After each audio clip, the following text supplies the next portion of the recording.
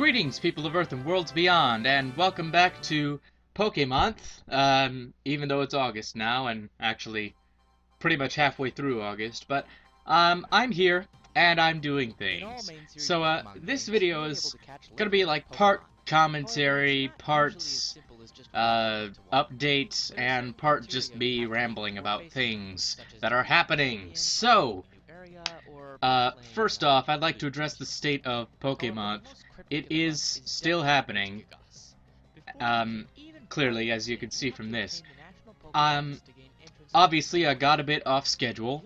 Part of that was just due to not being able to keep up with the schedule I set for myself. I kind of expected that to happen, but I wanted to push myself and see what I could do. And, also partially because of I actually got hit hard with the disease pretty much as soon as Top 5 Most Hated Pokemon went on the YouTubes.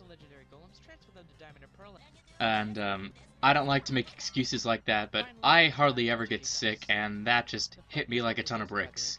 And so that took me out for about a week or so.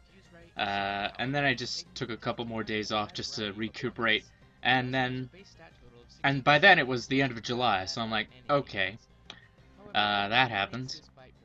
So I made 2 more Dream Teams, and then July ended, and then for the past couple of weeks now, I won't deny I've been doing a lot of procrastinating.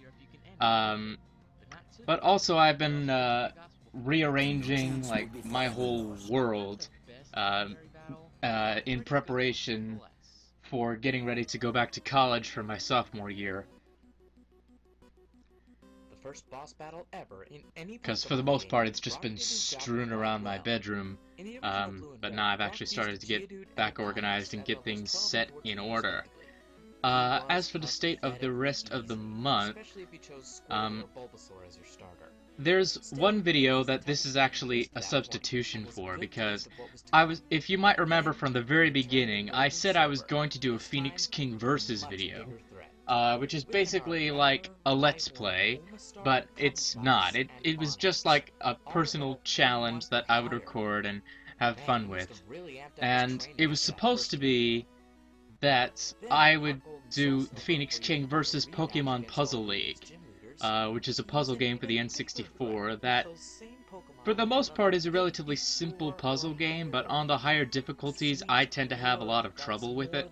So I thought that might be fun. I played it on super hard, and after a ton of frustration and just a ton of time and a ton of do-overs, I recorded over 7 hours of gameplay and finally managed to beat Mewtwo at the end of super hard mode. But only about a month later, when I actually went back to get the footage to make the video, did I see that it was all blank. I used a DVD recorder for the recording, and when I actually tried to access the DVDs, they were all blank.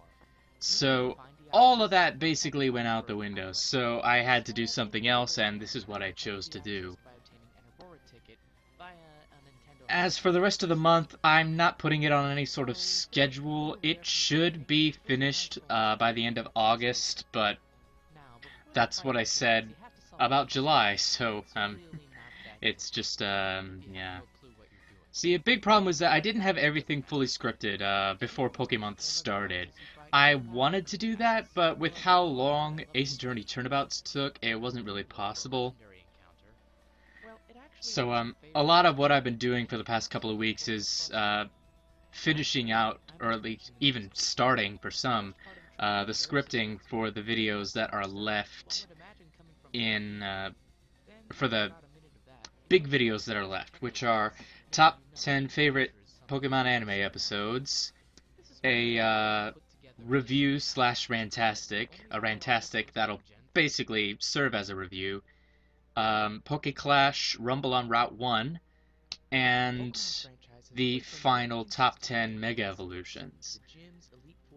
Most of those were pretty much unscripted as of as of July, and that has changed now, so hopefully they should be coming out relatively quickly. especially now that I'm not going to hold myself to any sort of schedule. I mean, I'm still going to try and get them out relatively quickly. It's just not a necessity at this point. This is an insane fool. And again, sorry if you might have been looking forward to that Phoenix King versus. It's just not possible with zero footage. So anyway, this video that I'm looking at right now is Top 10 Pokemon Boss Battles, which is a video that I made during the first PokeMonth 3 years ago. And, you know, it was kinda good for the time. And these videos are still some of my most highly viewed. Actually, I think this one has the most views out of any video I've ever done. Which I find kind of interesting because, in hindsight, this video isn't really amazing, I think. I mean, for one thing, it was 3 years ago, I've had 3 years to improve, but for another thing, there were a lot of easy fixes that I feel I could have done to this one. Like, the mic quality wasn't the best, and a lot of the choices were really, stupid, like Regigigas. I like Regigigas, but it's just not very good as a boss battle in hindsight. Especially since you have to jump through so many hoops to get to it. Well, actually, since we're looking at this right now, I guess I'll go ahead and address this. Why did I place Red solo? Because I don't really particularly like the Red battle. I mean, I get that you're facing yourself, I get that he's ridiculously powerful, and he's one of the most powerful trainers you'll ever see in a Pokemon game, but, maybe it was just me, but there was, like, no build-up to him at all. It was just a random super boss that you fought at the top of a mountain, and I know that he's Red from the first game, but honestly, I don't know. I still like it, I just don't get why it's considered to be, like, the most amazing thing in the world. And oh yeah, this was the time before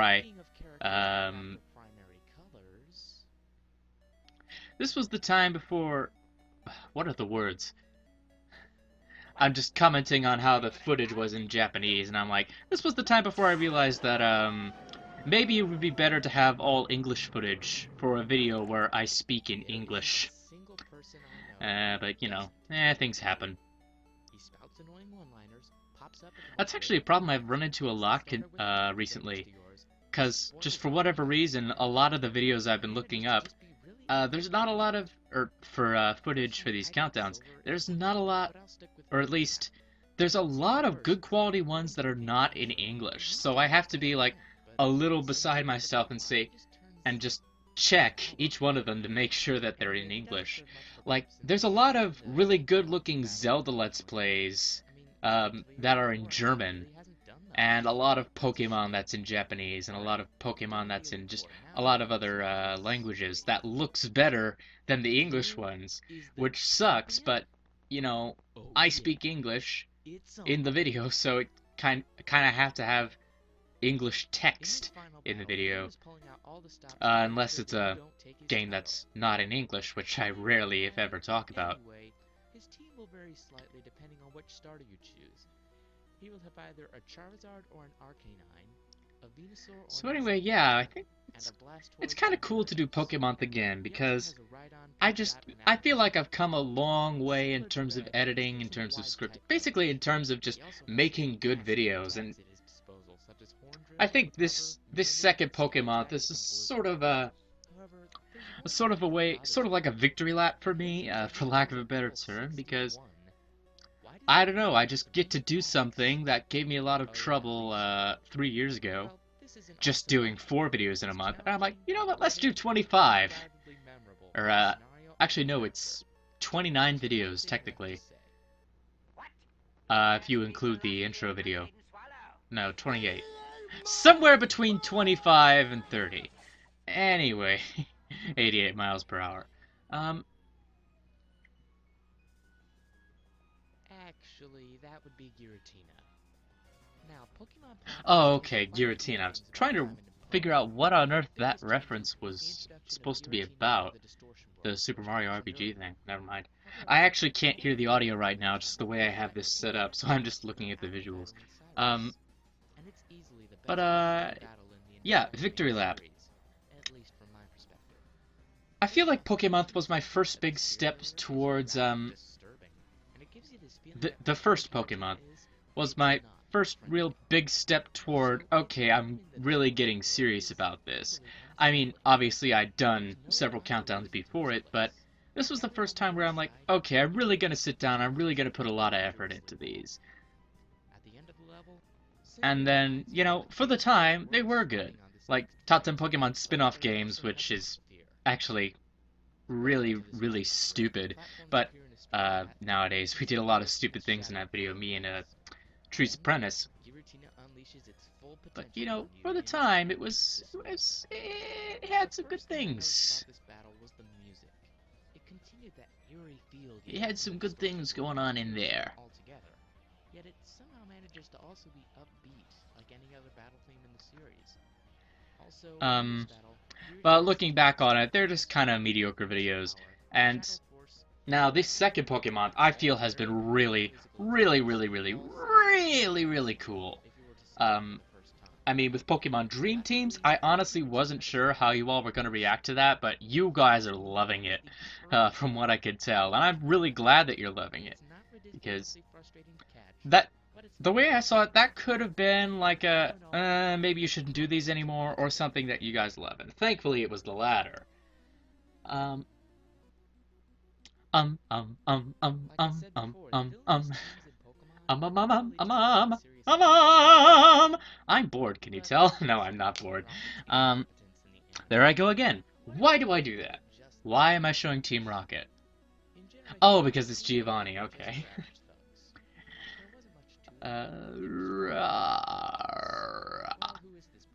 And then with the countdowns that I've done, those have been really, really well received. Pokemon songs was kind of mixed, but that's just generally how most music countdowns tend to go. Quick little thing I guess I'll address that a lot of you pointed out, I guess is the right word for it. I said at the beginning of the video that I wouldn't do more than one song per game, and I did end up using 2 songs from Omega Ruby Alpha Sapphire, even though technically one of them was in a tie and it was a remix. But yeah, that was in hindsight, I shouldn't have done that. I should have just stuck with the Fire Red Leaf Green version of the Deoxys theme. But you know, Fire Red Leaf Green do not offer very interesting visuals. There's a lot of stagnation, as opposed to Omega Ruby Alpha Sapphire, which has particle effects all over the place. I mean, that's not really a good justification. Oh, hi, Super Skarmory footage that's blatantly from Super Skarmory. This was also before the crop button existed. But I was using Movie Maker at the time, so I guess it's kind of excusable in that regard that I didn't use the crop button, but at the same time, I probably should have just found some footage that didn't have such blatantly not mine written all over it. I mean, I never claim the footage in any of the videos I use, because I don't really have a very good means of recording my own footage. I mean, I tried Pokemon Puzzle League, and I tried a couple things before that, but they just don't work for some reason. I'm probably just missing some simple step, but for the time being, I don't really have a means of doing that. Excuse me. And Top 10 Weirdest Pokemon Characters was extraordinarily well received. I had a ton of fun making that, and it seems like you all had a ton of fun listening to that and watching that, so I'm very glad for that. And then Top 5 Most Hated Pokemon was mostly positive, but there were a couple choice things that I guess need addressing. In regards to Smeargle, first of all, A lot of people have seemed to say that, you know, Smeargle is actually really predictable, uh, because, I don't know, apparently in, like, the competitive scenes, Smeargles usually tend to run, like, either Spore or Dark Void, and then, like, according to a lot of people, there's a very, very common archetype for Smeargle, and honestly, if that's true, I mean, I'm not doubting you guys, but I've just never come across that. Every Smeargle I've ever encountered has been different, and it's just not particularly easy for me to go after a Smeargle. I don't know. I just personally had a lot of bad experiences with the Pokemon, and if you all had very different experiences, that's perfectly legit. I, I don't know. I just personally have had a lot of difficulty trying to counter Smeargles. And I guess a lot of people say that as long as you have basically any fast Pokemon, especially a fighting type, it can be taken out pretty quickly, which I guess is true, but I don't know. It's if you all think Smeargle's okay, then yeah, all the same, or all the best to you. It's just something that I've personally had a lot of struggles with. And the other one, which I feel really needs addressing, is Jinx, because a lot of people raise concerns about. Okay, so in the video, I mean, I didn't lie. I hate that Jinx was allowed to spring such a huge controversy that damaged the face of Pokemon. But a lot of people raised concerns that, one, that's not really Jinx's fault. Two, that Jinx was obviously created in Japan back in a time where those people didn't have as much knowledge or experience with African culture, so they wouldn't have as much of an idea of how badly it could come across. And then the big one was that there were just, and even though it was possibly based on the Yamauba or Gongoro fashion, which I was well aware of, thank you. I saw the Game Theory episode 2. But mostly people just raised concerns that a Pokemon raising a controversy is not really a legitimate reason to hate a Pokemon, and I kind of agree with you there. Just as a creature that fights and does battles, Jinx is okay, in my opinion. But I guess I should maybe reword what I want to say, just so maybe, not so I can like go back on my word, but so that people can get a little bit better understanding of where I was coming from. I hate that Jinx was allowed to be a controversy. And I understand that there's... I would consider Cynthia to be the perfect boss battle. Thank you for joining me on this mostly, episode of PokeMonth. what I was going for is that I think Jinx... Okay, I never said that Jinx was racist. I said that it resembled racist stereotypes, it was rightfully called out on it. And that it could have been solved with a little bit of foresight on the part of either the localizers or just the people in general. A lot of you raised some concerns that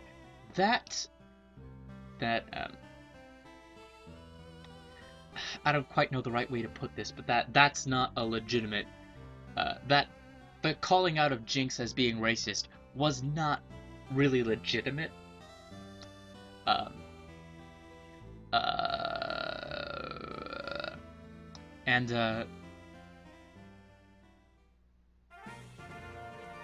For the most part, the point I was trying to make is... Well, I guess I wasn't really trying... Wow. I'm doing a poor job of defending myself here, but... I don't hate Jinx for what it is.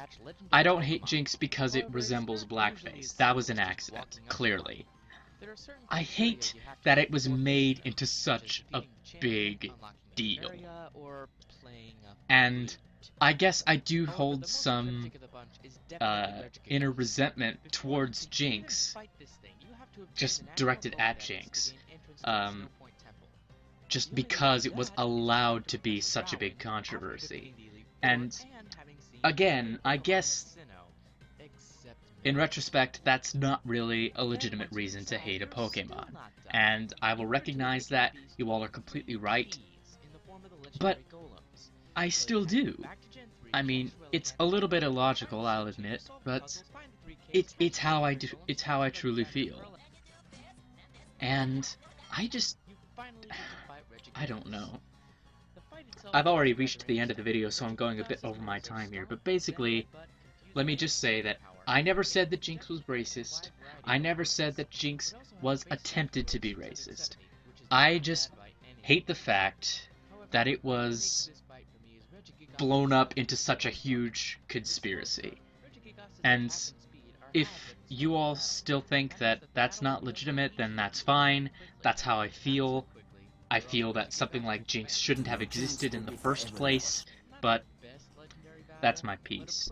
So, anyway, I'm already like 2 minutes over the end of this recording, or at least the length it was supposed to be, so, real quick, thank you for watching PokeMonth.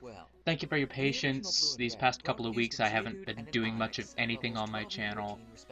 And PokeMonth will continue. Hopefully all the videos will be done by the end of August. I hope this shed a little bit of light on maybe some of the things that I've already done throughout this month, and hopefully you all can respect my points of view. And, you know, that's not to say that you can't disagree, it's just that that's how I feel. And I'm back to where I started a minute ago. So I'm just going to end off. Thank you for watching, and I'll see you in the next video. Take care of yourselves.